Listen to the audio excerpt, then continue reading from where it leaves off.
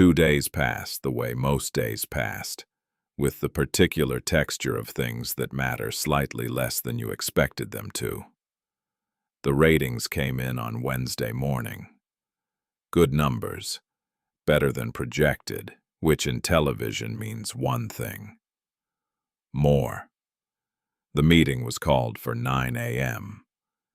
I arrived at 8:50 and poured coffee from the machine in the corridor, the kind that produces something technically describable as coffee and nothing more. The conference room filled slowly. Producers, the channel director, 2 people from programming whose names I always had to remind myself of. She arrived at 8:58. Black coat, still buttoned. She had come from somewhere else before this, or was going somewhere after.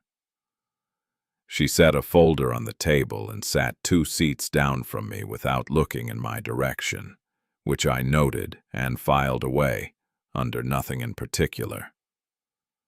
The director opened with the numbers.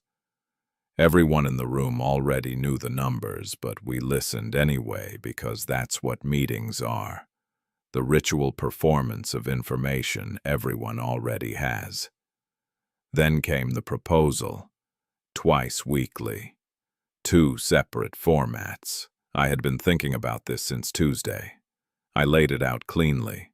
One evening focused on domestic politics, one on foreign affairs. Different analytical frames, different guest profiles, cleaner editorial identity. Silence for a moment. Then she spoke. The format assumes equivalent depth across both panels.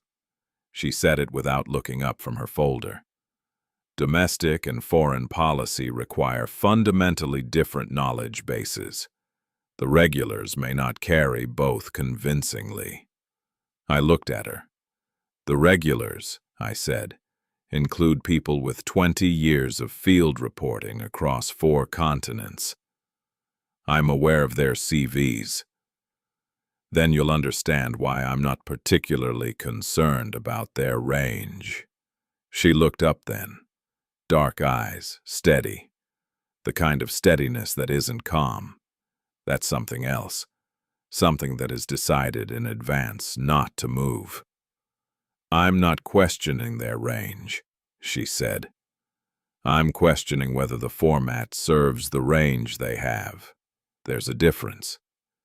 The format serves the broadcast, I said, which is what we're here to discuss. We're here to discuss what makes the broadcast worth watching. A pause. Precise. I assume that was the same conversation. The director cleared his throat. Someone from programming suggested a short break. I got up.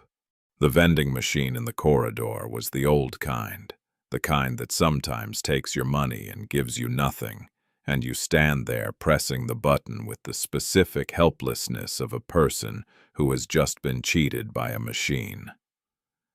It gave me the crisps. Salt and vinegar. I didn't particularly want salt and vinegar, but I had pressed the button before I thought about it. They could hear you from the lobby. Keen, leaning against the wall with his coffee, the particular expression he wore when he was enjoying something at someone else's expense. It wasn't that loud, I said. It was a little loud. He tilted his head toward the conference room. She's something, isn't she? Her husband must be a saint. Or deaf. He said it lightly, the way people say things they find mildly funny and mildly true. I opened the crisps. She's good at her job, I said. Sure. He pushed off the wall. That too. He went back toward his desk. I stood in the corridor for a moment longer than I needed to. Husband. I had noticed during the meeting that she wasn't wearing a ring. Most people didn't anymore. I knew that. I wasn't reading anything into it. It meant nothing. I ate a crisp, salt and vinegar, sharp and immediate. It meant nothing. The meeting resumed. The format was approved. 2 evenings, domestic and foreign, 2 fixed commentators rotating through each. She was one of them. That had apparently already been decided before any of us sat down, which is how most decisions in television actually work.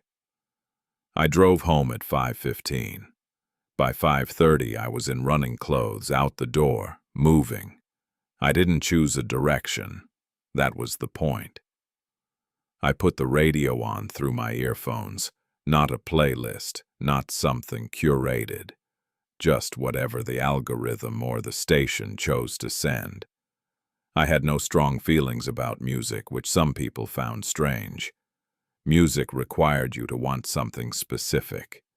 Radio just gave you what was there. I found that easier. A song I didn't recognize, then traffic news, then something older, something with a guitar. I walked. 2 things moved through my mind underneath the music, independent of it, like a current beneath the surface of water. The first, the meeting had not been like other arguments. I had been in sharper ones, louder ones where someone actually raised their voice or left the room. This had been none of those things. It had been precise and controlled and completely professional, and by the end of it my jaw had been tight and my hands. I had noticed this only afterward. My hands had been very still in my lap. The kind of still that is not relaxed. I could not identify the last time an argument had done that to my body. The second thing, she wasn't wearing a ring, which meant nothing. I walked for 40 minutes. The city moved around me, indifferent and consistent. At one point I passed a street I half recognized, not from this direction, from another angle, another hour. I kept walking. By the time I got home, my jaw had loosened. I made dinner. Pasta, simple, something that required just enough attention to occupy the hands without demanding anything from the mind. I ate at the desk again. No beer tonight. Before I slept, I sat for a while in the quiet. I thought about the painting on the wall, the coastline, the water, the color of unfinished thoughts. I thought about steadiness that isn't calm. I closed my laptop and went to bed. The city outside was doing what it always did. Dimming, but never going dark.